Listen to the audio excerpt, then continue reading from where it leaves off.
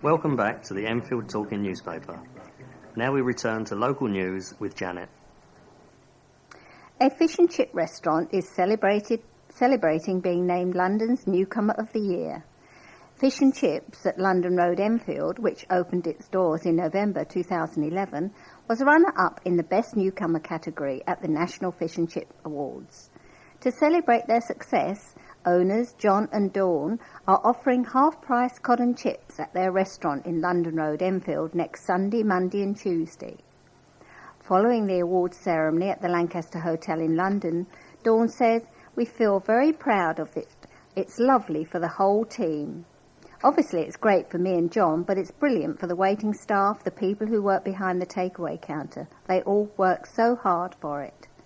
Fish and Chips at London Road was one of only 2 restaurants in the capital named as finalists, and Dawn said that she was delighted to bring some attention back to London. "It makes everything that we've done worthwhile. Many of the previous winners have been from outside London. It's really good quality food, but it is no more expensive than going for a pizza. I think that we showed a little bit of ambition." The awards, which were hosted by comedian Rory Bremner, have been running for 25 years, and Dawn and John said that they were determined to build on this success. They're hoping to enter the main awards category next year. "It's a tough market at the moment," added Dawn. "It doesn't matter what business you're in, you have got to work really hard. We work really hard to give customers a good product. We've got many regular customers, but we're always trying to get more people." More than 300 people marched through Enfield on Saturday in opposition to plans to close accident and emergency and maternity services at Chase Farm Hospital. Following the march, which finished at Chase Farm in the Ridgeway Enfield, 8 protesters occupied the clock tower in the grounds of the hospital and remained there between 3 p.m. and 8 p.m. until police officers asked them to leave. The march, organised by the North East London Council of Action, started at the War Memorial in Chase Green before the protesters moved through Enfield on their way to Chase Farm. Demonstrators listened to speeches by Kate Wilkinson, founder of the Save Chase Farm campaign, Bill Rogers, NELCA secretary, and Anna Athau, former consultant surgeon at North Middlesex Hospital in Edmonton. Mr. Rogers said, "We had a very lively march. People are clearly concerned about the sackings of administrative workers going on at the hospital at the moment and the imminent closures of A&E and maternity services, which will cost lives. We had a brief occupation of the clock tower, and we will continue with pickets at the hospital in the mornings, so watch this space." Mrs. Wilkinson added, "It does not make any sense to close A&E and maternity services. Almost 4,000 babies are born at Chase Farm every year, and Barnet Hospital does not have the capacity to take on these numbers. And an A&E department was initially built for 40,000 payments a year only. It's insane that managers think they will be able to cope without Chase Farm. We currently have no confidence that the NHS has either the financial or managerial capability to deliver the additional services needed at Barnet and North Middlesex to cope with loss of services." The march was supported by Barnet Unison and the London Fire Brigade Union and came a week after more than 20,000 people marched through South London in protest at the downgrade of Lewisham Hospital. In January, health chiefs approved plans that would see the A&E and maternity services removed from Chase Farm in November. Now, following that article, there's a further piece here, which reads that Enfield North MP Nick Dubois has secured a commitment from Health Secretary Jeremy Hunt to meet Enfield politicians over the decision to downgrade Chase Farm Hospital. The meeting is scheduled for March, and the cross-party delegation will include Edmonton MP Andy Love, Enfield Southgate MP David Burrows, and Enfield Council leader Doug Taylor, as well as senior council officers. By then, the independent monitors appointed by the council to assess services at Chase Farm will have finished their report, and their findings will form a crucial part of the meeting. Alev Kazimoglu, chairman chairwoman of the Council's Health and Wellbeing Scrutiny Committee, said, "I welcome all representations made to the Secretary of State. This is exactly what we have been waiting for, an attack on all fronts. Monsieur Dubois promised to save Chase Farm, and that is what the residents expect. The real issue is not PFI debt, but the lack of recognition of need and the potential takeover of the hospital by the Royal Free.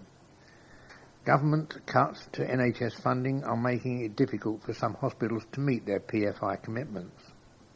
Last month, NHS London announced that it has approved the business case for the controversial Barnet, Enfield and Haringey clinical strategy, which would see A&E and maternity services at Chase Farm axed in November. Patients will be sent instead to North Middlesex University Hospital in Stirling Way, Edmonton, or Barnet Hospital in Wellhouse Lane, High Barnet. Some patients with minor injuries could be treated at a new urgent care centre at Chase Farm, for which £12 million has been allocated. It will be open for just 12 hours a day. As part of the government's decision to downgrade Chase Farm, residents in Enfield have been promised that primary care across the borough will be expanded. Pupils took members of the public on guided tours to mark the official opening of their new school building recently. Oasis Academy, Hadley, which is home to 1,200 primary and secondary school pupils, was previously located in Bell Lane, Enfield Wash, before moving to the building in South Street, Ponders End, 2 weeks ago. The new facility contains a drama and dance studio, a theatre, a music studio, a gym, and to the pupils' delight, a rooftop terrace for summer barbecues. Nurel Sarel from Year 13 said, "Everyone likes the new school and is behaving well. It seems like everyone is more respectful. It's a very different from the old building.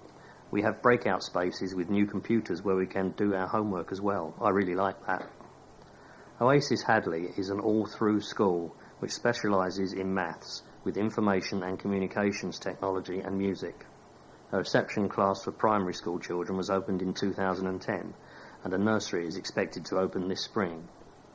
Ovetta McInnes, Deputy Principal of the Academy, said recently, "Today, at the official opening of our new building, we have been able to show that this academy is on the path of achieving outstanding results.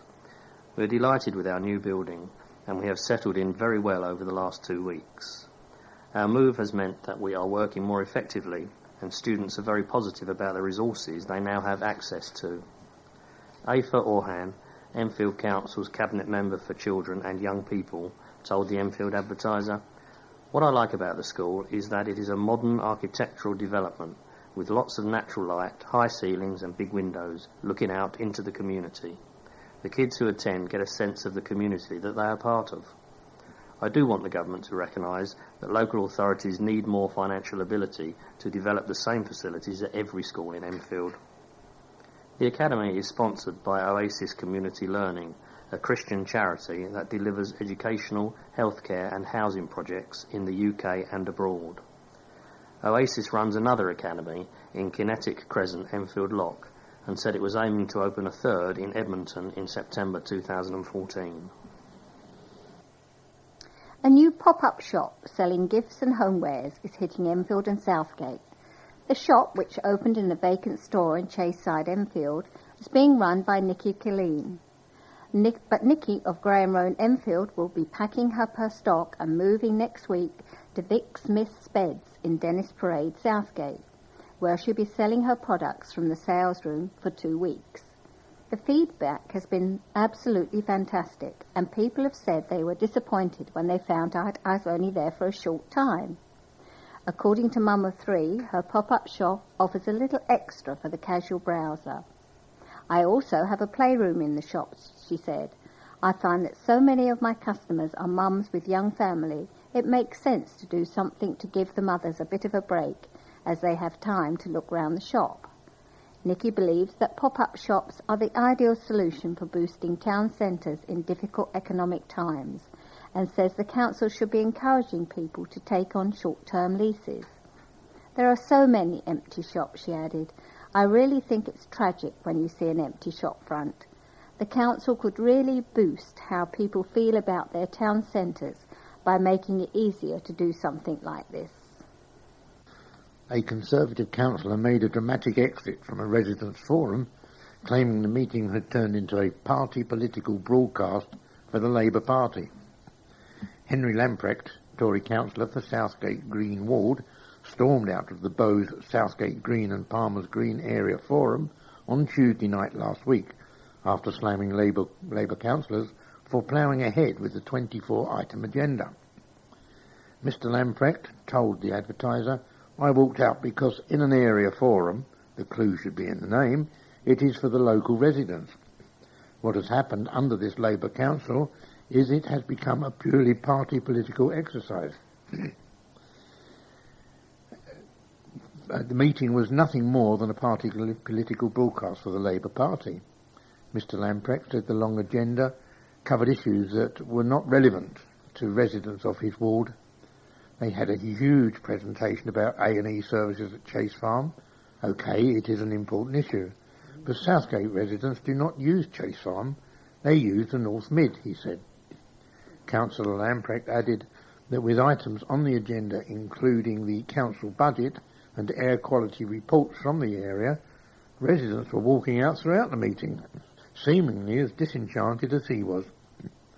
However, chairman of the meeting, Labour councillor for Bowes Alan Sitkin, said that he was disgusted at what he described as the overt showmanship and histrionics of Councillor Lamprecht. "It is behaviour very unbecoming of a councillor," he said. Throughout the meeting he has been trying to make political points about Southgate Town Hall and our decision to sell it off. But as we pointed out to him, the sell-off of the Town Hall was actually in the Conservative manifesto, so it was pure hypocrisy on his part. And according to Mr Sitkin, the irate Tory stormed out of the meeting complaining about the red propaganda of the Labour councillors. In protest at the handling of the area forum, Mr Lamprecht is holding an alternative residents' meeting for his Southgate Green constituents. It is taking place at the Penrith Banqueting Suite in Bowes Road in the next 2 days. Parents of pupils at beleaguered Broomfield School are facing a third week of uncertainty after asbestos was discovered at the school. The secondary school in Wilmer Way, Arness Grove, has been closed to most students since January the 21st, when pupils were sent home after one of the heating pipes burst during last month's freezing temperatures. Repair work on the damaged pipe took place the following weekend, but instead of fixing the problem, repair teams found asbestos. The school confirmed the discovery on its website, and head teacher Peter Travis said, "Unfortunately, we are not yet certain when the school will reopen. We have received confirmation that there is some asbestos in the area of the underground leak. We do not yet have a timescale of the length of the process now to be followed, which may include notifying the Health and Safety Executive before removal can take place and repairs to the pipe be made. We hope to know shortly." Individual year groups were recently allowed into the school on a rota basis, with Year 7 pupils still off completely, Year 8 students in school for a 2-hour afternoon session, and Year 9 pupils attending morning lessons. According to the website, Year 10 pupils are on work experience throughout this week, and Years 11 to 13 are having normal lessons. However, one mum with a Year 9 son at Broomfield is appalled that the situation has gone on for so long. "I understand that these things happen, and I appreciate they are working hard to fix this, but that doesn't mean that we should be left without an education for our son," she said. Only pupils sitting exams and Year 11 students were allowed into the school last week. Casinos are not welcome in Enfield after politicians ruled to block any from opening in the borough for the next 3 years. Although a gambling licence has never been granted in Enfield, the subject is debated every 3 years under the Gambling Act of 2005, and councillors renewed their commitment not to permit casinos to open in the borough during last Wednesday's full council meeting. Councillor Chris Bond, Cabinet Member for the Environment, said Enfield, which has 74 betting shops, is no place for casinos as they encourage gambling addictions. "We don't want them in Enfield. It's as simple as that. They encourage people to gamble and result in people acquiring an addiction to gambling, which can have a devastating impact on their families. The presence of casinos is directly linked to problem gambling and all the problems it causes: job losses, bankruptcy, and poor mental health. We don't want to invite those problems into our communities. The council does not have powers to stop betting shops opening in clusters, but it's working to warn people about money lending and the exorbitant interest fees charged. Councillor Bond said people are at a greater risk of turning to illegal money lenders, charging extortionate rates for repayment when they run into debt caused by gambling. Reactions were mixed when the previous government banned smoking a few years ago, but we have recently discovered the number of children admitted to hospital after acute asthma attacks has fallen dramatically since this decision.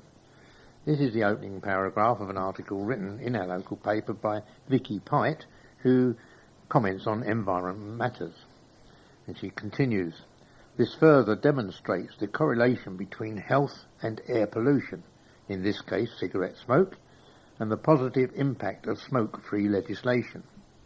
Earlier this year, experts, puzzled by the recent global decline in reported crime, cited compelling evidence of a causal link between lead pollution in the middle of the 20th century, caused by rapid increases in petrol use, to criminal behaviour 20 years later. As the environmental levels of this known neurological toxin fell with the introduction of unleaded petrol, so too did the crime rate worldwide. These two developments highlight the need to be vigilant regarding the vulnerability of human health and well-being to man-made harmful variations in our environment, where a complicated ecology means that outcomes may have multiple causes and single causes multiple effects. Hence the increasing public and political interest in the law of unintended consequences. So casual criticism of what is sometimes called the nanny state troubles me," says Vicky. "I am delighted that enlightened policymakers legislate against smoking in public, lead in petrol, food additives and fatal pesticides. Personal choice is one thing, but my concern is public health and the cost of failure, not ideology. A responsible nanny protects her charges from harm. We are what we eat and breathe, and I welcome moves by local and national government to protect us by improving water, air and food quality. Therefore, though it received little coverage at the tail end of 2012, I would like to commend Enfield Council on the Good Food for London Award in recognition of its leadership in promoting healthy and sustainable food in our schools and local supply chains." Football manager Gordon Boateng slammed the display of his Enfield 1893 side after they bowed out of the FA Vase in disappointing fashion with a 3-0 defeat at Enfield Town in the 4th round. The clash had twice been postponed because of snow, and the E's, who had not played for 3 weeks, showed clear signs of rustiness as they were second best throughout. "I'm very disappointed," manager Boateng said. "The lads let themselves down and certainly didn't go out there and put in a performance to do the club proud. It had been a fantastic effort to get to this stage, and it's such a shame to end up going out of the competition without a fight. If we did lose, I wanted us at least to put up a good show, and that didn't happen. I just want to apologise to our fans who turned up. They deserved better." Enfield 1893 now turn their attention back to trying to revitalise their flagging Essex Senior League title campaign. "Our focus has to be on the league now," Boateng added. "We've got a lot of points to make up, but there are a lot of games left." "Hair today, gone tomorrow" is the motto for one busy hairdresser.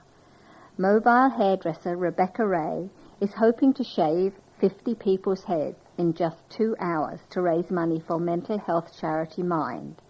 The 20-year-old, who has been a qualified hairdresser for 3 years, has already convinced 20 people to sacrifice their tresses, but hopes more will sign on the dotted line. Miss Ray, who works for Hair at Home, plans to perform the feat at her home in George Lovell Drive in Enfield Island Village in June. She said, "I just thought, why not? All I've had to say is charity, and people say they want to get involved." She said men have been more easily persuaded so far to part with their mops, but hopes more women will get involved in the good cause. Money will be raised by individual sponsorship from each of the people making the chop. Residents are being asked to have their say on the plans for a new waste management site in Edmonton that would produce energy for thousands of homes across Enfield. Under the proposals, the treatment of waste at the Edmonton Eco Park in Advent Way would be used to generate low-cost energy for 10,000 homes and 150 businesses as part of the Lee Valley Heat Network. The new proposals for the park come after controversial plans for a major waste plant in Pinkham Way, New Southgate, were shelved in December, following public opposition. The North London Waste Authority, which covers 7 London boroughs, said the Pinkham Way plant was not necessary, and it was decided that waste management would be developed at Edmonton Eco Park only. A number of waste management facilities have operated on the site for more than 50 years, and it currently receives rubbish from 1.7 million homes in Enfield, Barnet, Camden, Hackney, Haringey, Islington and Waltham Forest. According to the consultation document produced by Enfield Council, the principal requirement for the park would be to treat waste in the most sustainable way possible. The document goes on to say the development must incorporate measures to protect the amenity of local residents and the natural environment. Measures will be put in place to address the visual impact of the eco park on the surrounding communities. The proposals also include plans to develop green industries around the park, creating jobs for local people. It is thought that construction of new facilities on the site will begin next year, with rubbish disposal operations starting in 2016. The draft proposals were published on Monday, and residents have until March 18th to add their comments. A sport that doesn't get a lot of coverage is squash, but a local girl, 10-year-old Margot Prow, has been rewarded for a string of outstanding performances by becoming ranked the #1 under-11 girls squash player in England. The youngster, who attends Walker Primary School in Southgate and is a member of Southgate Squash and Racquetball Club in Waterfall Road, first took up the sport at the age of 6 and has won numerous tournaments around the country to hit top spot in the rankings. Worried residents concerned that they had handed over bank details to bogus callers can rest easy after a charity confirmed doorstoppers were bona fide fundraisers. Residents in New Southgate were alarmed when people claiming to be from a reputable charity, the National Deaf Children Society, called at homes in the area asking for donations. One said they became suspicious when 2 different but identically dressed young men claiming to be acting on behalf of a charity called at his house on Friday and then a different one the following day. Darren Beach, posting on the community forum Bows and Bounds Connective, wrote, "They were both well-dressed, presented young men with leather-bound iPads to take down details and badges dangling from their neck. Their get-up was identical, other than on Friday it was a blind charity and Saturday a deaf one." Suspicions grew when the first caller told him it was his first day. That's why he did not have any photographic identification. When the advertiser contacted NDCS, it confirmed that it did have fundraisers operating in the area that day. A spokeswoman for the charity said, "Like many other charities, NDCS employs the services of specialist fundraising organisations to help attract supporters. Anyone who wishes to confirm an NDCS fundraiser is genuine should contact us on 0845 231 1617 or check the door-to-door fundraising section on our website. 2 short articles here about 2 blazes that happened, where fortunately no one was actually killed. Firstly, 5 people rescued from a blaze in a flat in Palmer's Green on Monday evening. The fire brigade was called at 7:15 p.m. and 4 fire engines from Edmonton, Tottenham and Southgate attended the incident in Hedge Lane, Palmer's Green. Firefighters rescued 5 people from the property. No one was seriously injured. An ambulance crew arrived at 7:30 and checked over a 3-month-old baby and a 35-year-old man who declined to go to hospital. The flat was partly damaged in the blaze, believed to have been caused by a cigarette butt. And the second article there is about 4 women who escaped from a fire at a house in Grange Park in the early hours of yesterday morning. Firefighters from Edmonton and Southgate stations were called to the house in Wallsend Lane at 1:05 in the morning to tackle a blaze which damaged part of the first floor of the property. 4 women escaped from the house unhurt before the fire brigade arrived. The cause of the blaze is being investigated by the London Fire Brigade and the Metropolitan Police. The Actors Touring Company has made its name producing the most innovative scripts from contemporary playwrights living around the world. Illusions, which the company presents at the Dugdale Centre, is a beguiling comedy that takes the audience through a hall of mirrors. The work explores the lives of 2 couples as they look back on a lifetime together, telling tales of understanding and misunderstandings, the dangers of voicing certain thoughts and leaving others unsaid. This poetic study of the human heart is by Russia's foremost modern playwright and screenwriter, the Siberian-born, Moscow-based Ivan Viripayev, and this will be the first of his works to be staged in the UK.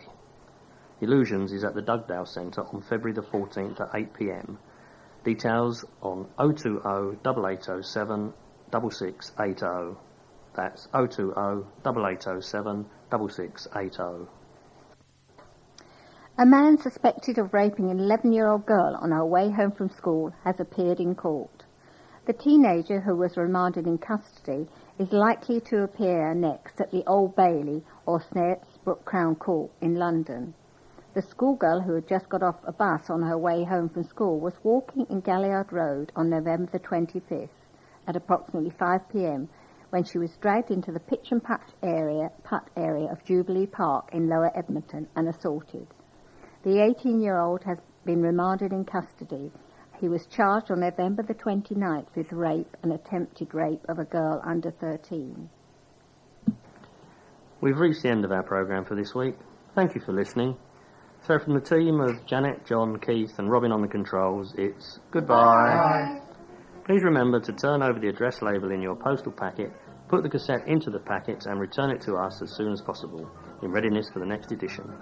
Don't forget you can call Diane de Jersey regarding any help you may require in connection with Enfield Talking Newspaper. The Enfield Talking Newspaper will be with you again in 1 week's time.